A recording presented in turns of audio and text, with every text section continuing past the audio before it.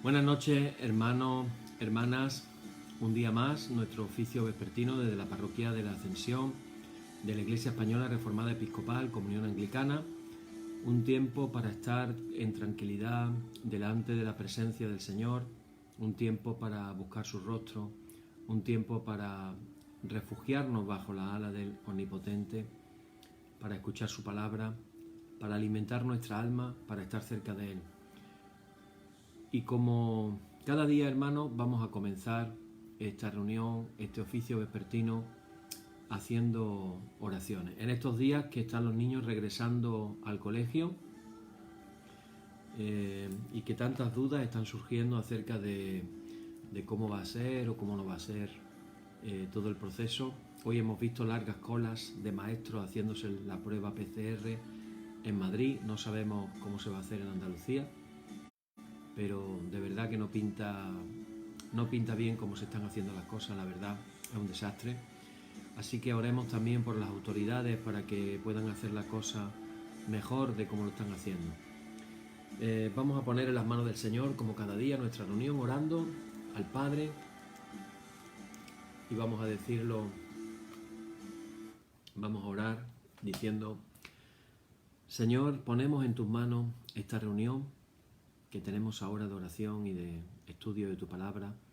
Queremos pedirte, Señor, por las autoridades, para que puedan ser iluminadas, para que puedan tener la energía, la fuerza para hacer las cosas bien. Que no veamos, Señor, tantos desastres como estamos viendo, no solamente en España, sino en otras partes del mundo, donde los gobernantes no están haciendo las cosas bien. Te pedimos por ellos, Señor, para que tú los puedas iluminar de alguna manera. Nos acordamos también de los ancianos en las residencias y te pedimos, Señor, que no vuelva a repetirse lo mismo que hemos vivido en esta primera fase del coronavirus. Y te pedimos también, Señor, por nuestros hijos, nuestros nietos, que tú los puedas guardar. Te pedimos en esta noche de una manera especial por los jóvenes que desgraciadamente o infelizmente no se están protegiendo como debieran y no están haciendo prácticamente uso de las mascarillas. Te pedimos por ellos, Señor, que de alguna manera ellos se puedan guardar de alguna manera. Señor, ponemos nuestras vidas en tus manos y te pedimos que tú nos ayudes en todo. En el nombre de Jesús, amén. Comenzamos nuestro oficio diciendo, como cada noche: en el nombre de nuestro Señor Jesucristo sea luz y paz. Amén. Desde el nacimiento del sol hasta donde se pone, sea alabado el nombre del Señor. Sea el nombre del Señor bendito desde ahora y para siempre. Oh Dios, cuyo nombre es bendito desde la salida del sol hasta su ocaso, llena de ciencia nuestros corazones y abre nuestros labios en tu alabanza, para que, como eres bendito con el debido honor por todos los siglos, así seas alabado de oriente a occidente por todas las naciones. Amén. Por tu misericordia, oh Dios nuestro, que eres bendito y vives y gobiernas todas las cosas por los siglos de los siglos. Amén. El Señor está en su santo templo, calle delante de él toda la tierra. Oíd el resumen que nuestro Divino Maestro ha hecho de los mandamientos de Dios. Amarás al Señor tu Dios con todo tu corazón, con toda tu alma, con toda tu mente. Este es el primero y el grande mandamiento, y el segundo es semejante a este: amarás a tu prójimo como a ti mismo. De estos dos mandamientos pende toda la ley y los profetas, y a nosotros, discípulos suyos, nos ha dado Jesús un mandamiento nuevo, diciendo: este es mi mandamiento, que os améis los unos a los otros como yo os he amado. En esto conocerán todos que sois mis discípulos, si tuvierais amor los unos con los otros. Oremos. Señor Jesucristo, sin cuya ayuda nada podemos hacer, capacítanos con tu gracia para que llevemos mucho fruto y demos gloria al Padre Celestial. Amén. Hermanos muy amados, reconociendo con sinceridad cuán lejos estamos de haber cumplido fielmente la voluntad del Señor, humillémonos en su presencia y con un corazón contrito confesemos todas nuestras faltas y transgresiones, seguros de que Él oirá nuestra súplica. Oramos todos juntos en nuestras casas, diciendo: Padre omnipotente y misericordioso, la confusión y la vergüenza no nos deja levantar nuestro rostro en tu presencia. Por eso, con humildad y dolor de corazón confesamos que nos hemos desviado de tu sendero y, como ovejas perdidas, hemos andado descarriados fuera de tu camino. hemos seguido desordenadamente las intenciones y deseos de nuestro propio corazón, hemos roto tus santos mandamientos, además de no hacer lo que debíamos, hemos hecho lo que no estaba bien hacer. Por eso, Señor, ten misericordia de nosotros pecadores. Perdona, oh Dios, a los que confiesan sus culpas, restaura a los que se arrepienten, según tus promesas declaradas a toda la humanidad en Jesucristo nuestro Señor. Amén. Y el Señor Jesucristo, que tiene la potestad de perdonar pecados sobre la tierra y que no desecha al pecador que a él acude para salud, oiga vuestro ruego, perdone todos vuestros pecados y os conceda su Santo Espíritu para que vuestra vida sea de aquí adelante pura y santa, hasta que seáis recibidos en el goce de su eterna gloria en las mansiones del Padre Celestial. Amén. El Señor sea siempre con vosotros. Decimos nuestra lauda número 6 que dice: alabaré al Señor conforme a su justicia y cantaré al nombre del Señor el Altísimo. Aleluya. Te ensalzaré, mi Dios y Rey, y bendeciré tu nombre para siempre jamás. Gloria y honor al Padre, y al Hijo, y al Espíritu Santo, por los siglos de los siglos. Amén. Señor, abre nuestros labios, y nuestra boca anunciará tu alabanza. Vamos a tener nuestra lectura del Salmo. Y vamos a leer el Salmo hoy, nos toca el Salmo número 111. Salmo 111 dice así: alabaré al Señor con todo el corazón, en la compañía y congregación de los rectos. Grandes son las obras del Señor, buscadas de todos los que la quieren. Gloria y hermosura es su obra y su justicia permanece para siempre. Ha hecho memorables sus maravillas. Clemente y misericordioso es el Señor. Ha dado alimento a los que le temen, para siempre se acordará de su pacto. El poder de sus obras manifestó a su pueblo, dándole la heredad de las naciones. Las obras de sus manos son verdad y juicio. Fieles son todos sus mandamientos, afirmados eternamente y para siempre, hechos en verdad y en rectitud. Redención ha enviado a su pueblo, para siempre ha ordenado su pacto. Santo y temible es su nombre. El principio de la sabiduría es el temor al Señor. Buen entendimiento tienen todos los que practican sus mandamientos. Su loor permanece para siempre. Gloria y honor al Padre y al Hijo y al Espíritu Santo, por los siglos de los siglos. Amén. Y antes de comenzar nuestro estudio de esta noche, que nos llevamos ya un poquito de retraso, queremos hacer una oración especial por Esther y Damaris Lagares.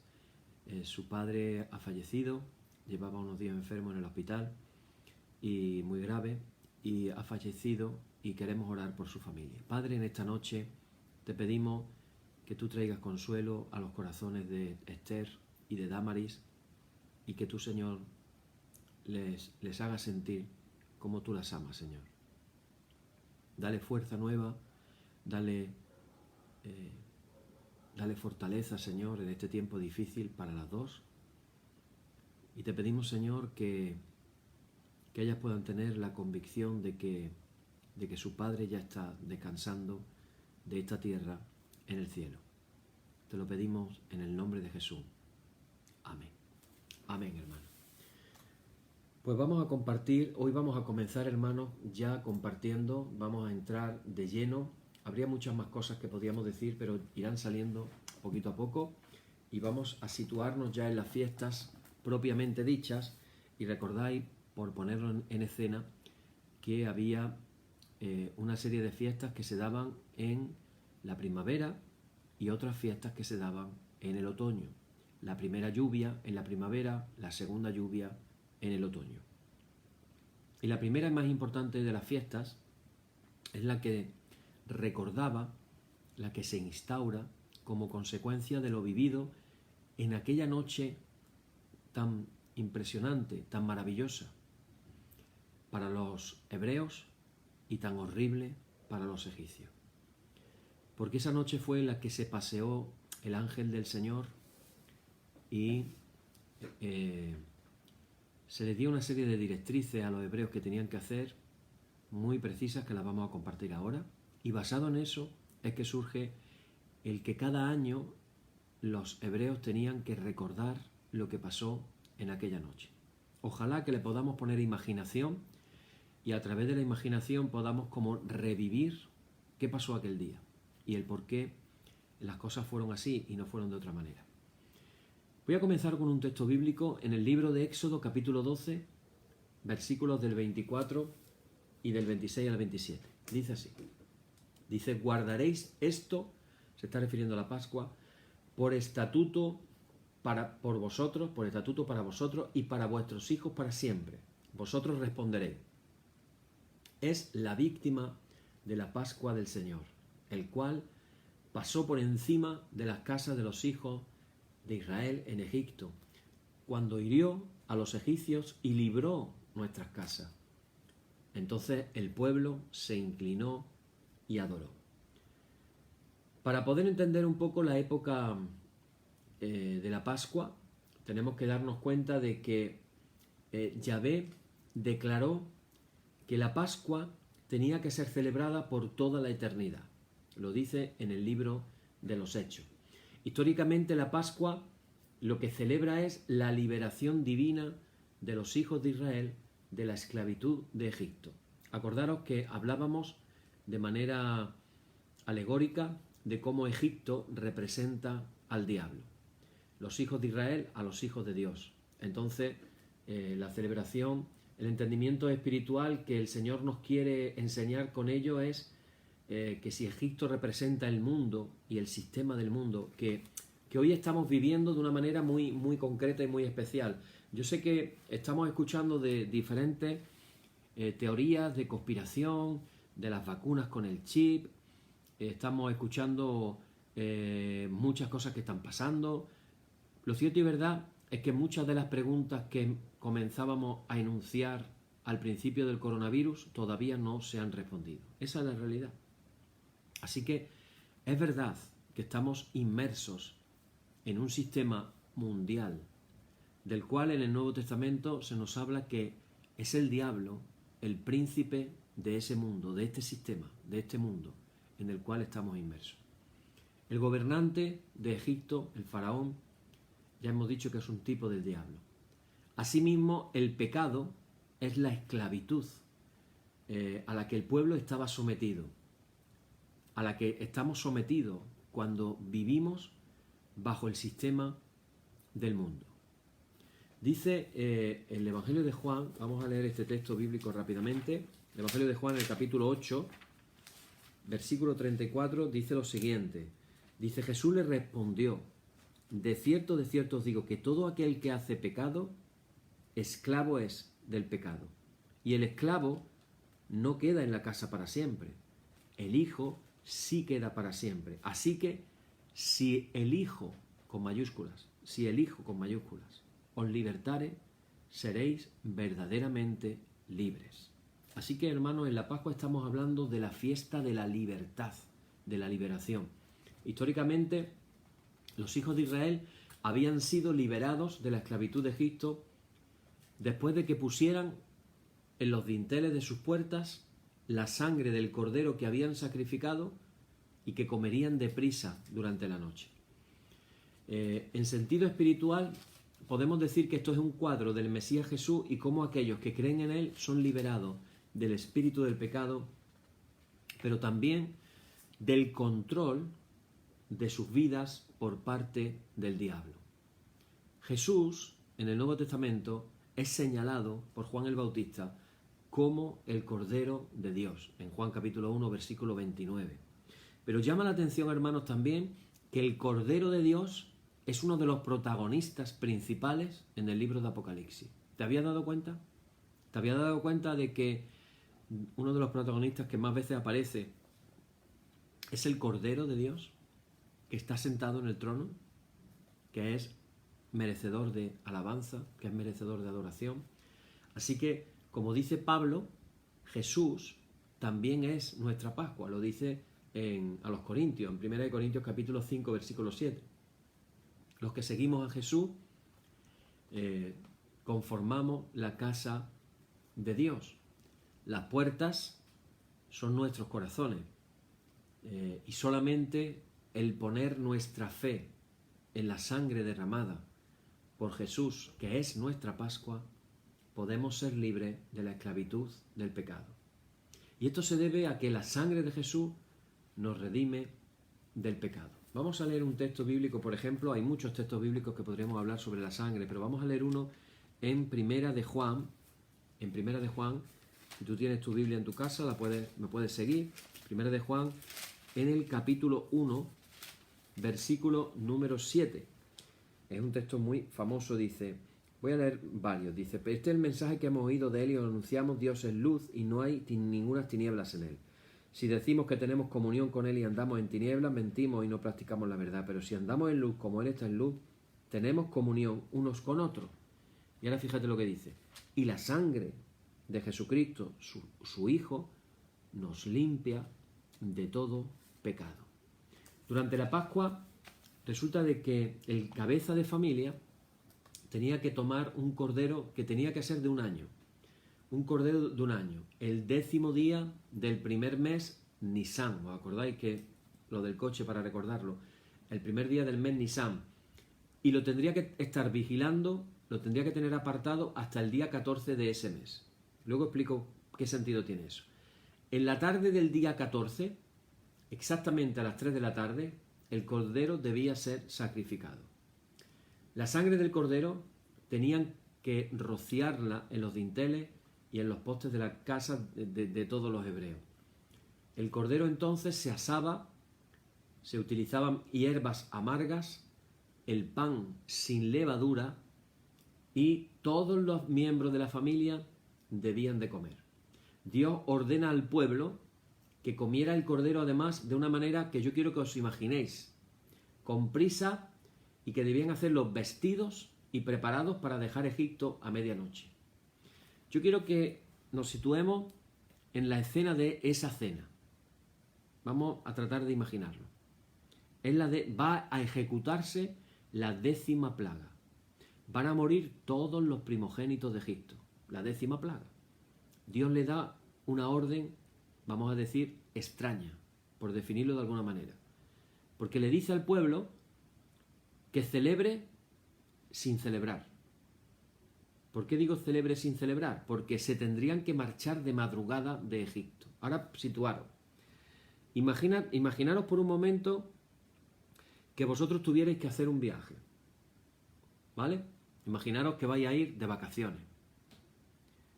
Y os vais a marchar en el coche a las 5 de la mañana.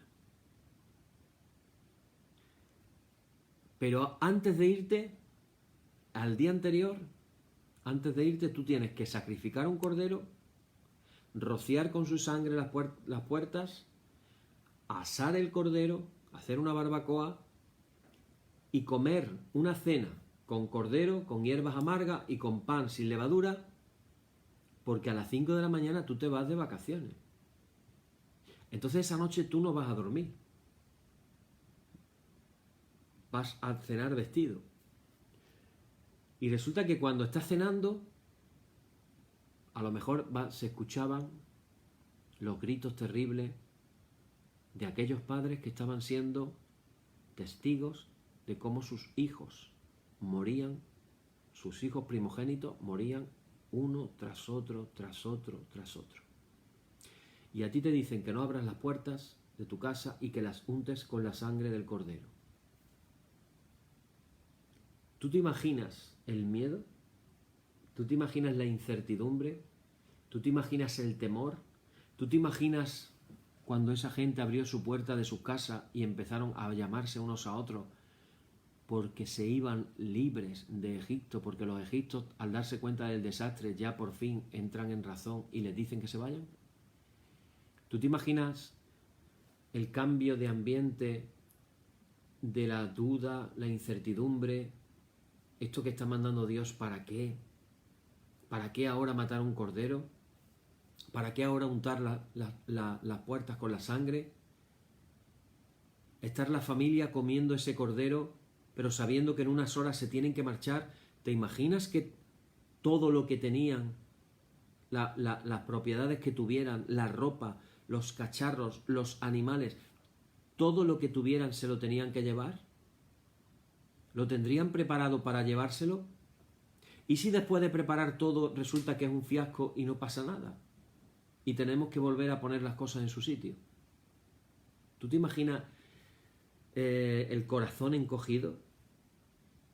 La incertidumbre, ¿qué va a pasar? ¿Qué no va a pasar? ¿Esto es cierto? ¿Será mentira? ¿Será verdad? Y comiendo una comida rica pero sin disfrutarla. ¿O tú disfrutarías en ese momento la cena? Sabiendo que mañana tu vida puede cambiar o no. Sabiendo que la sangre va a cubrirte para que tus hijos no mueran o no. Porque cuando ya sabemos el resto de la historia, hermano, es muy fácil decir, bueno, pero sin saber los minutos antes que no sabes hasta que pasa lo que tiene que pasar. Está la duda, está la incertidumbre, el encogimiento de corazón. ¿Cómo se comerían ese cordero? Pues todo eso estaba pasando ese día. Y como digo, a medianoche la gran escena, la terrible noche en Egipto, la noche más terrible en Egipto. El ángel de la muerte pasa sobre la tierra. Todo hogar que no había sido marcado con la sangre sufre el juicio de Dios. La palabra, fijaros, la palabra hebrea para la Pascua, hemos dicho ya que es Pesaj, terminado en J, que lo que significa no significa otra cosa que pasar sobre. Pasar sobre. Esta palabra se refiere a dos cosas. Primero, nos habla acerca del pasar, acerca de pasar del juicio de la muerte y el pecado hacia la vida en Jesús.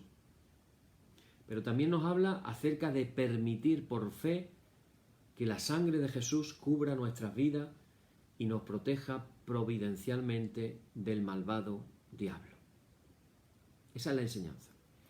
Hay una serie de mandamientos, en hebreo misbot, unos mandamientos divinos para cómo tenía que hacerse la Pascua.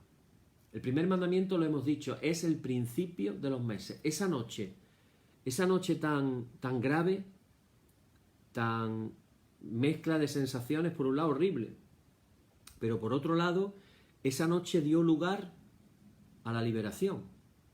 En esa noche experimentaron la liberación de la esclavitud. Salieron de la esclavitud de Egipto.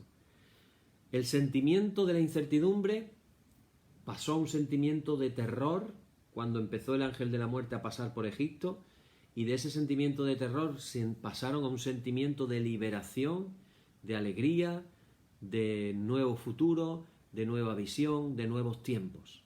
Es como que te tocara la lotería. Imaginaros a los esclavos que morían esclavos y los esclavos que trabajaban toda la vida para que sus amos los pudieran liberar.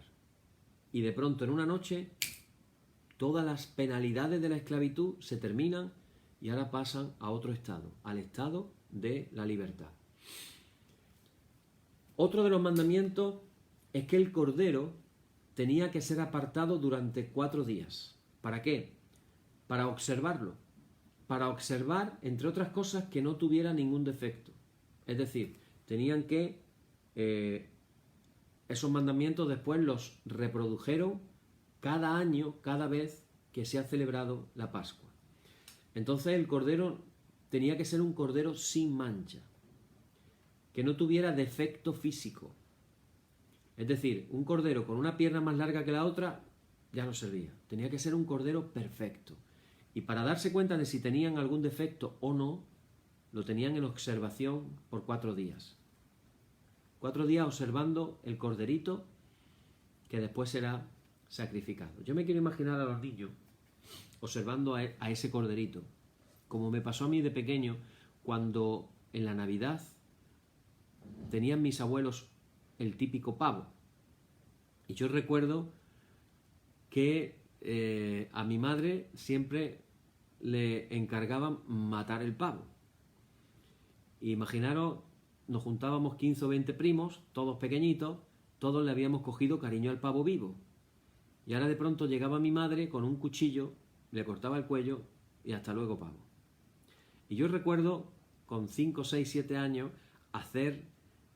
rodear a mi madre llorándole Bueno, increíble. No lo mates, por favor, no lo mates, no mates al pavo. Pues tú te imaginas los niños hebreos, ese corderito 4 días en la casa observándolo, cogiéndole cariño a los niños y ahora de pronto ser sacrificado y tener que coger la sangre y untar las puertas. Bueno, eso es parte de lo que sucedió aquel día especial. Ahora, vamos a hablar del cumplimiento mesiánico, de esa fiesta. Fijaros, como digo, Dios le dice al pueblo de Israel que tome un cordero el 10º día de Nisán y que lo apartara hasta el día 14. Jesús, fijar, qué curioso. Jesús cumple con 4 días de preparación durante la semana de la Pascua. Recordemos, como ya hemos dicho, que a Jesús se le llama el Cordero de Dios. Él entra, ¿cuándo entra? El Domingo de Ramos, ¿verdad? El Domingo de Ramos entra triunfalmente en Jerusalén, va al templo, la casa de Dios, y estuvo delante de todos durante 4 días. Curioso, 4 días. Del día 10 al 14 de Nisán. Lo podemos leer en Mateo, vamos a leerlo para que salgamos de duda. En Mateo capítulo 21, Mateo 21, fijaros qué curioso.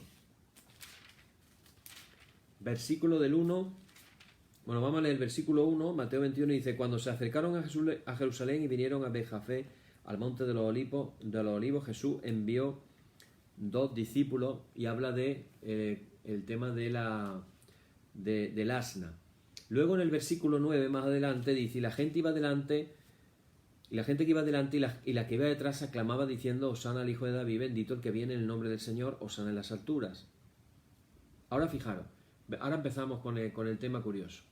En el versículo 10 dice: cuando entró en Jerusalén, toda la ciudad se conmovió diciendo: ¿quién es este?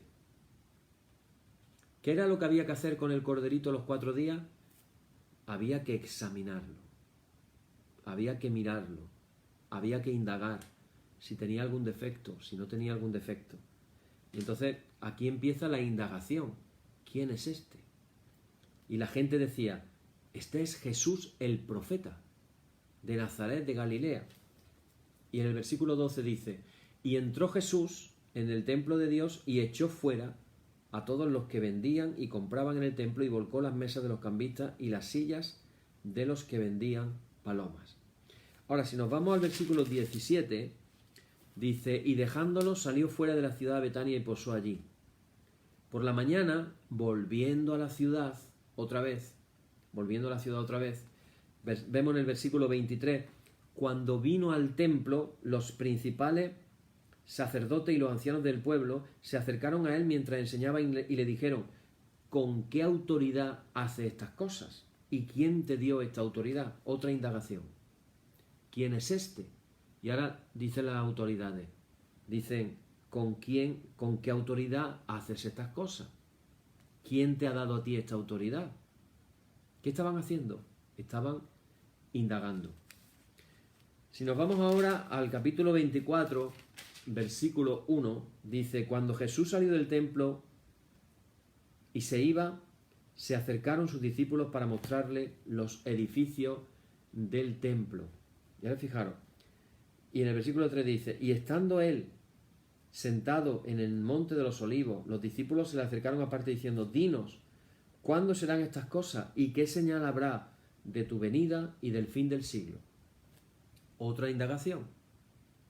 ¿Cuándo pasarán las cosas futuras? Esa pregunta del capítulo 24 del Evangelio de Mateo da lugar a que Jesús esté hablando sin parar hasta el final del versículo 25. Y son los capítulos de que se nos habla acerca del fin de los tiempos. Si nos vamos, por último ya, permitirme, al capítulo 26, del 1 al 5, fijaros lo que dice. Cuando hubo acabado Jesús todas estas palabras, en un largo sermón, dijo Jesús a sus discípulos: sabéis que dentro de 2 días se celebra la Pascua, y el Hijo del Hombre será entregado para ser crucificado. Entonces los principales sacerdotes, los escribas y los ancianos del pueblo se reunieron en el patio del sumo sacerdote llamado Caifás y tuvieron consejo para prender con engaño a Jesús y matarle. Pero decían: no durante la fiesta, para que no se haga alboroto en el pueblo. Es decir, 4 días en los cuales se estuvo indagando acerca de Jesús.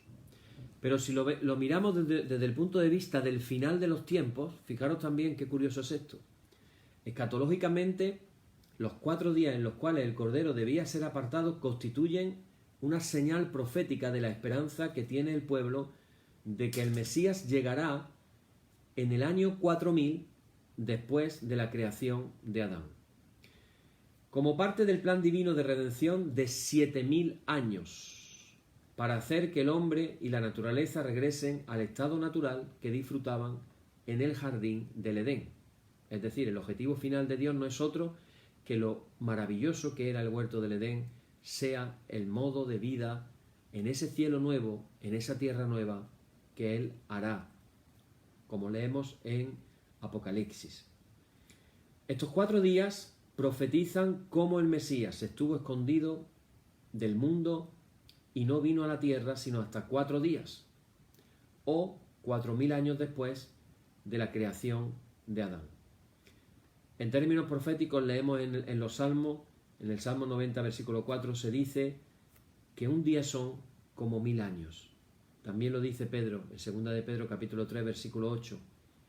Relacionando lo que dice el Salmo a cada día de la creación, Dios determinó que cada día de la creación representara proféticamente 1000 años, y el proceso completo de redención tomaría entonces 7000 años, contando desde el momento en que el hombre pecó en el jardín del Edén. El Cordero además no debía tener, como digo, ningún defecto. Jesús, que es el Cordero de Dios, sin mancha ni contaminación, dice Pedro. Vamos a leerlo en 1 de Pedro, capítulo 1, del 18 al 20. 1 de Pedro, vamos a leerlo rápidamente. En el capítulo 1 del 18 al 20, dice lo siguiente. Dice, sabiendo que fuisteis rescatados de vuestra vana manera de vivir, la cual recibisteis de vuestros padres, no con cosas corruptibles como oro o plata, sino con la sangre preciosa de Cristo, como de un cordero, sin mancha y sin contaminación. Un cordero sin mancha y sin contaminación. 4 días estaba el cordero. ¿Por qué dice sin contaminación? Porque el cordero no le daban de comer cualquier comida. Al tener al cordero durante 4 días dándole la comida adecuada, la que se le podía dar, se aseguraban de que el cordero no iba a estar contaminado con alguna cosa que pudiera encontrar en el campo y comerse que no fuera de vida. Ahora, fijaros qué curioso. Jesús durante esos días es examinado y puesto a prueba por muchos, de tal manera que así se cumplen las Escrituras. ¿Quiénes fueron los que examinaron a Jesús? Pues mira, a Jesús lo examinó el sumo sacerdote y los ancianos. Mateo 21, versículo 23. A Jesús también lo examinó Pilato. Mateo 27, del 1 al 2, del 11 al 14, del 17 al 26. Lo examinó Herodes, en Lucas 23, del 6 al 12. También lo examinó Anás, el sumo sacerdote, que era el suegro de Caifás. En Lucas 3, versículo 2, Juan 18, el 13 y el 24. Lo examinó también Caifás, el sumo sacerdote. En Juan 11, del 49 al 53, 18, del 13 al 14, 19 al 24 y el versículo 28. También lo examinó Judas, en Mateo 27, del 3 al 10. Fue examinado por último por el centurión, en Mateo 27, 54, y el ladrón arrepentido, en Lucas 23, del 39 al 43. Cuando examinamos a Jesús, nosotros, y leemos la Biblia, nos damos cuenta también de cómo Él ni tiene mancha, ni se manchó, ni se contaminó. Por eso el autor de Hebreos dice que Jesús es igual a nosotros en todo, excepto en que no cometió pecado. En lo demás, en su humanidad, Jesús es exactamente igual que nosotros. También en los mandamientos de la Pascua se dice que el cordero era de 1 año. No podía ser de 11 meses o no podía ser de 2 años, tiene que ser de 1 año. Dios siempre reconoce la diferencia entre los creyentes y el mundo. Esto podemos verlo en algunos ejemplos. Por ejemplo, el primogénito de todo hombre y bestia en el Antiguo Testamento tenía que ser apartado y entregado a Dios. A lo largo de toda la Biblia nos encontramos con el tema del primogénito. Caín terminó cediendo paso a Abel, Ismael a Isaac, Esaú a Jacob y Egipto a Israel. Espiritualmente, Dios nos dio estos ejemplos para enseñarnos cuál es el sentido de todo esto. Enseñarnos que todo primogénito nacido de la carne, es decir, lo natural, como venimos diciendo, primero lo natural y después lo espiritual. Todo primogénito nacido de la carne debe cederle paso al primogénito nacido del espíritu, lo que es espiritual. En este proceso Dios hace una distinción entre el primer nacimiento natural y el segundo nacimiento espiritual, como decíamos el otro día acerca del calendario civil y el calendario religioso. Con el primer nacimiento nacemos pecadores, nacemos con una naturaleza pecaminosa que nos incita a pecar, pero con el segundo nacimiento nos convertimos en creyentes e hijos de Dios. ¿Qué cumplimiento mesiánico tiene este mandamiento? Jesús era el primogénito de María. Curioso. El primogénito de María en cuanto a lo natural, pero era el primogénito de Dios en cuanto a lo espiritual. El primogénito. Era un cordero por cada familia. Otro de los mandamientos. La intención de Dios era que todos, en cada una de las casas, se pudiera experimentar la salvación. Era una salvación literal, porque el que no pintara los dinteles de las puertas, el primogénito de la casa moriría. Así que la salvación era literal. Era un cordero por familia.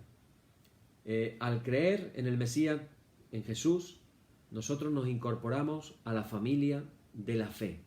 También entra el concepto de la familia. Dice en Gálatas, vamos a leerlo, perdonadme que hoy tenga que leer algunos versículos más, en Gálatas capítulo 6, versículo 10, dice lo siguiente, dice, así que según tengamos oportunidad, hagamos bien a todos, y mayormente a los de la familia de la fe.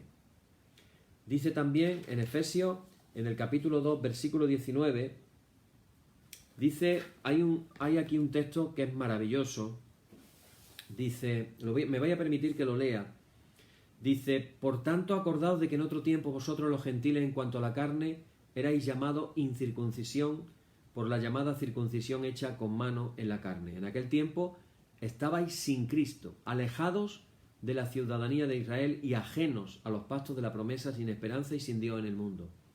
Pero ahora, en Cristo Jesús, vosotros que en otro tiempo estabais lejos, habéis sido hechos cercanos por la sangre de Jesús. Otra vez, la sangre de Jesús, la sangre del Cordero. Porque Él es nuestra paz. Y ahora dice aquí unas palabras maravillosas, que de ambos pueblos hizo uno, derribando la pared intermedia de separación, aboliendo en su carne las enemistades, la ley de los mandamientos expresados en ordenanzas, para crear en sí mismo de los dos un solo y nuevo hombre, haciendo la paz, y mediante la cruz reconciliar con Dios a ambos en un solo cuerpo, matando en ella las enemistades, y vino y anunció las buenas nuevas de paz a vosotros que estabais lejos y a los que estaban cerca, porque por medio de él, los unos y los otros tenemos entrada por un mismo espíritu al Padre. Así, fijaros lo que dice, que ya no sois extranjeros, ya no sois advenedizos, sino conciudadanos de los santos y miembros de la familia de Dios. Es decir, ¿para qué un solo pueblo? Para la creación de la familia de Dios. Y fijaros qué curioso, que cada familia en la fiesta de la Pascua experimentaría la salvación. que no quedara ninguna familia sin ser salvada, que no quedara ninguna familia sin ser liberada. La salvación, esto nos enseña algo también, hermanos, que queremos declararlo con fe y en oración, y es algo tremendo. La salvación de una familia es posible para todos aquellos que creen en el Señor, en el Cordero de Dios. Repito, la salvación de una familia es posible para todos aquellos que creen en Jesús, el Cordero de Dios. Hay un texto bíblico en el libro de Hechos de los Apóstoles, en el capítulo número 16, que dice, versículo 15, vamos a leer primero el versículo 15 y luego el 31. Bueno, vamos a leer mejor, 16, 15.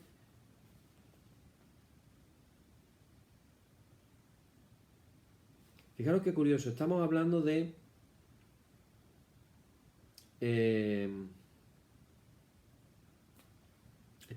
una mujer famosa llamada Lidia, vendedora de púrpura de la ciudad de Tiatira, que dice que adoraba a Dios y que estaba oyendo cómo el apóstol Pablo estaba predicando. Y dice, es una parte maravillosa de la palabra del Señor, dice, y el Señor abrió el corazón de ella para que estuviese atenta a lo que Pablo decía. El Señor abrió el corazón de ella. Qué bonito, ¿verdad? Pero ahora fijaros lo que dice, esto es maravilloso también, dice, y cuando fue bautizada y su familia, hermanos, tenemos que creer esto, cuando fue bautizada ella, también su familia se bautizó. Hermanos, la salvación de una familia es posible. Es posible. Que el Señor mire ahora a nuestros hijos, a nuestros nietos, y que les traiga a todos la salvación. Se dice cómo ha habido un ausentismo de los jóvenes de las iglesias. ¿Cuántas iglesias hay que ni tienen jóvenes? O iglesias que tienen un montón de gente y el mayor porcentaje de gente mayor. ¿Y los jóvenes dónde están? Hermanos, como padres, como abuelos, declaremos la palabra de Dios. Aunque no lo veamos, declaremos la palabra de Dios. Digamos, la salvación no es para individuos, es para familias. Que el Señor nos dé la gracia de ver a toda nuestra familia siendo salva por su gracia. Amén.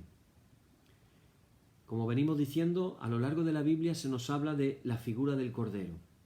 Ese Cordero por cada familia. Luego también se nos habla de un Cordero para toda la nación. Esas fueron las sabias palabras del sumo sacerdote Caifás. Mejor que muera uno por la nación y que no muera la nación entera. Pero finalmente también está, como dice el Evangelio de Juan, que lo acabo de decir, pero lo vamos a leer de la Biblia hoy directamente, no lo vamos a decir de memoria, en Juan capítulo 1, versículo 29, cuando Juan ve a Jesús viniendo a él, dice aquellas palabras: He aquí el Cordero de Dios que quita el pecado del mundo. Un cordero para una familia, un cordero para una nación, un cordero para todo el mundo. Y ese cordero no es otro que el Señor Jesús.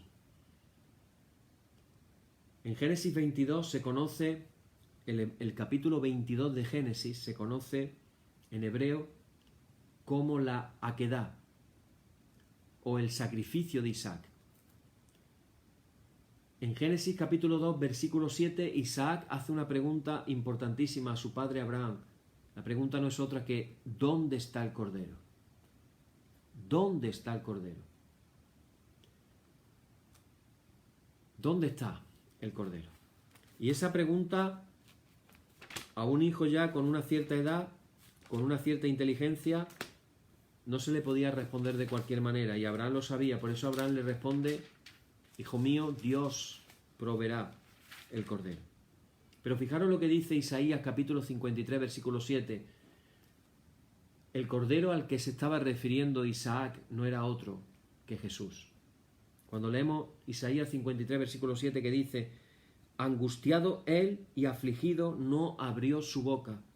Como cordero fue llevado al matadero y como oveja delante de sus trasquiladores, enmudeció y no abrió su boca. ¿No te suena tanto a no abrió su boca a cuando Jesús fue indagado y preguntado cómo él apenas si respondía?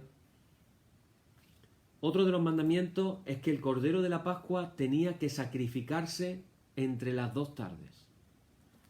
El día bíblico, hermanos, se cuenta de tarde a tarde.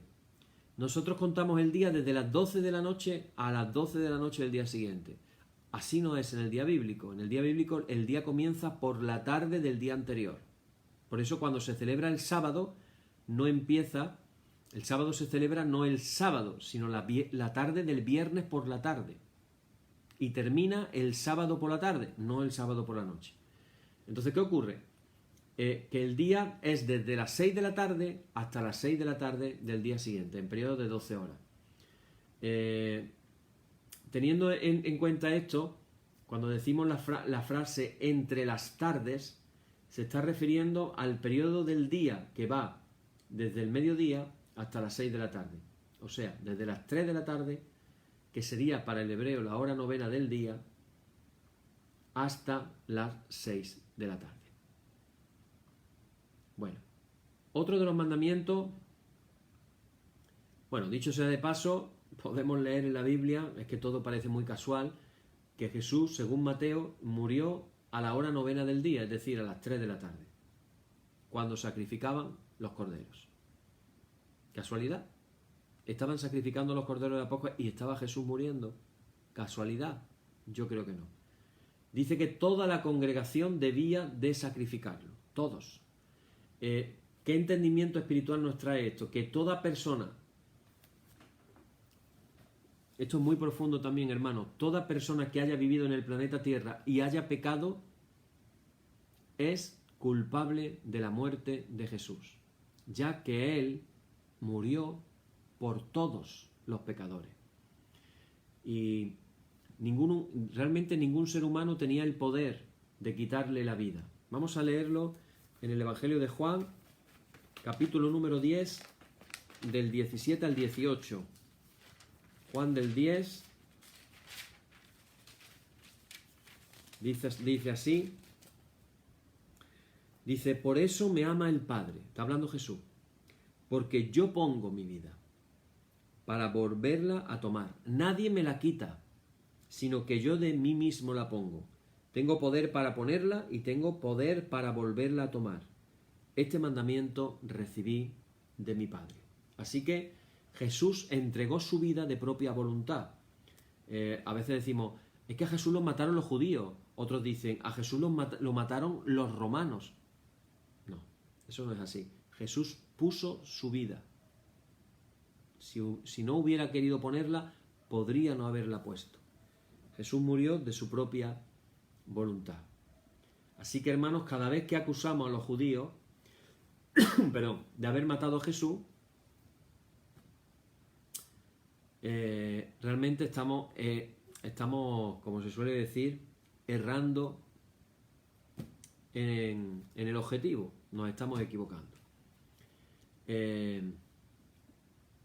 Tantas cosas feas se le han hecho a los judíos precisamente por este estigma de que los judíos mataron a Jesús. Esta mentira del diablo tan tremenda que ha hecho que tantos judíos hayan muerto en la historia por culpa de eso.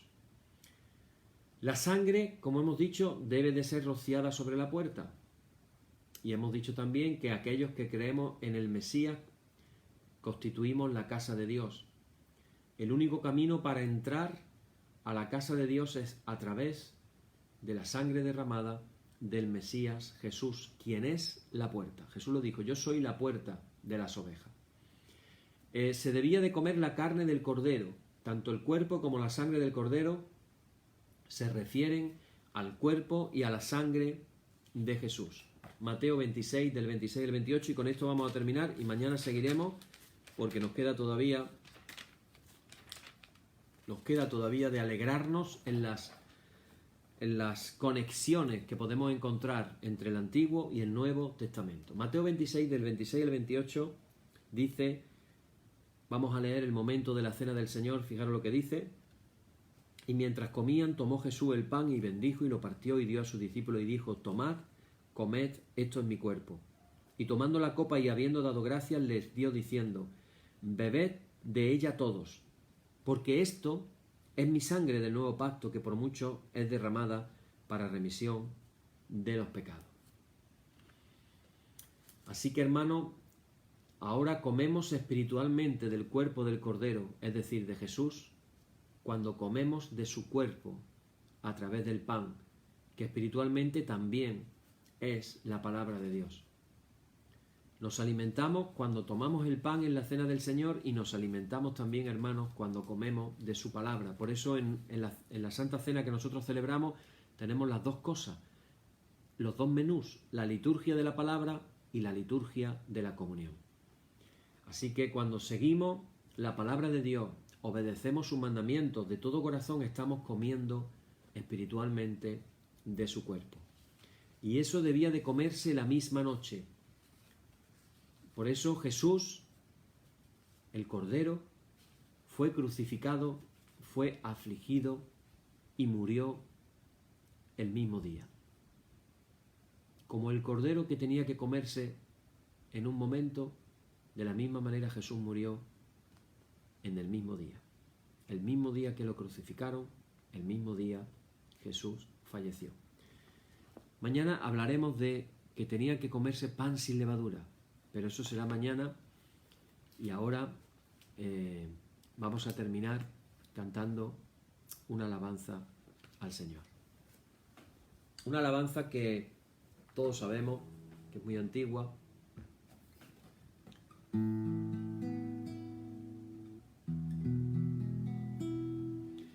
Que dice, queremos darte gloria y alabanza. Grande eres tú, grande es tu milagroso.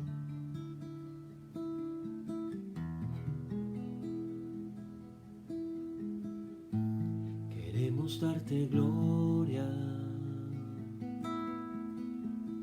y alabanza y levantamos nuestras manos ensalzándote, Señor.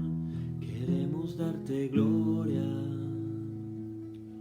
y alabanza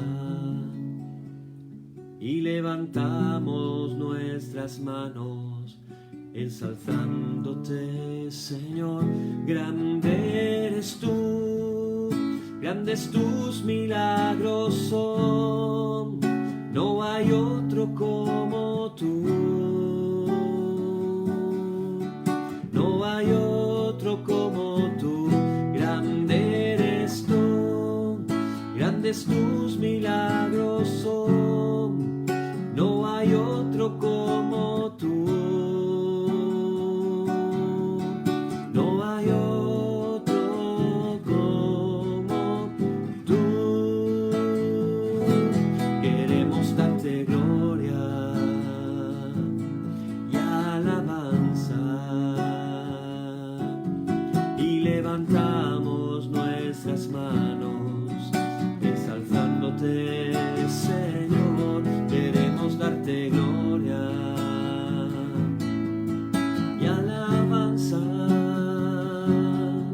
y levantamos nuestras manos ensalzándote, Señor. Grande eres tú, grandes tus milagros son, no hay otro como tú, no hay otro como tú. Grande eres tú, grandes tus milagros son, no hay otro como tú, no hay otro como tú,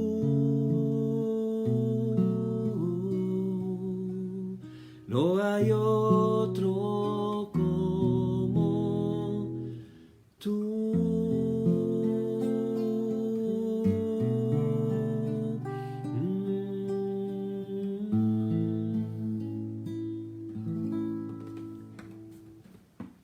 hay otro como el Señor. Seguimos con nuestra liturgia, decimos ahora: oh Señor, santifícanos en tu verdad, tu palabra es la verdad. Amén. Y decimos todos juntos el credo, diciendo, confesando, creyendo: creo en Dios Padre Todopoderoso, Creador del cielo y de la tierra, y en Jesucristo, su único Hijo, nuestro Señor, que fue concebido por obra del Espíritu Santo, nació de María Virgen, padeció bajo el poder de Poncio Pilato, fue crucificado, muerto y sepultado, descendió a los infiernos, al tercer día resucitó de entre los muertos, subió a los cielos, está sentado a la diestra de Dios Padre Todopoderoso, de donde ha de venir a juzgar a los vivos y a los muertos. Creo en el Espíritu Santo, en la Santa Iglesia universal, la comunión de los santos, el perdón de los pecados, la resurrección de la carne, la vida eterna. Amén. Oramos todos juntos. Señor, ten misericordia de nosotros. Cristo, ten misericordia de nosotros. Señor, ten misericordia de nosotros. Padre nuestro que estás en los cielos, santificado sea tu nombre. Venga tu reino, hágase tu voluntad como en el cielo, así también en la tierra. El pan nuestro de cada día, dánosle hoy, y perdónanos nuestras deudas, así como nosotros perdonamos a nuestros deudores. Y no nos dejes caer en la tentación, mas líbranos del mal. Amén. Líbranos del mal y confírmanos en tu temor con toda obra buena, oh Trinidad, Dios nuestro, que eres bendito, y vives y gobiernas todas las cosas por los siglos de los siglos. Amén. Señor, muéstranos tu misericordia y danos tu salud. Llena a tus ministros de virtudes y da alegría a tu pueblo escogido. Acuérdate siempre de esta congregación que tú has poseído desde el principio. Oh Dios, purifica nuestros corazones y no quites de nosotros tu Santo Espíritu. Por la mañana, por la tarde, al mediodía, justo eso, Señor, que te alabemos. Señor Dios omnipotente, que de la tarde, la mañana y el mediodía has hecho un día solo y has mandado al sol que conozca su ocaso, abre, te rogamos, las tinieblas de nuestros corazones y brillando tú en ellos te conozcamos como Dios verdadero y luz eterna. Amén. Por tu misericordia, oh Dios nuestro, que eres bendito y vives y gobiernas todas las cosas por los siglos de los siglos. Amén. Hermano, en el nombre de Jesucristo nuestro Señor, terminemos con paz. Gracias sean dadas a Dios. Amén. Y la paz que al subir a los cielos dejó Jesús a sus discípulos sea siempre con vosotros en toda su plenitud. Y la bendición de Dios el Padre omnipotente y del Hijo y del Espíritu Santo descienda sobre vosotros y more en vosotros eternamente. Amén. Amén, hermanos. Mañana seguimos más con la Pascua. Vamos a aprender muchas cosas acerca de la Pascua. Quiero decir una última y tiene que ver con lo que el Señor tuvo que trabajar con su pueblo en el desierto. Habían sido liberados de Egipto, pero Egipto seguía en sus corazones. Habían sido liberados físicamente, pero ahora tenían que ser liberados también espiritualmente. Asimismo nos pasa a nosotros, podemos haber sido liberados del mundo, del Egipto, pero necesitamos liberación también en nuestros corazones. Por eso me quiero quedar con la frase de Jesús: si el Hijo os libertare, seréis verdaderamente libres. Que el Señor nos libere a todos y nos haga verdaderamente libres. Amén. Que el Señor os bendiga.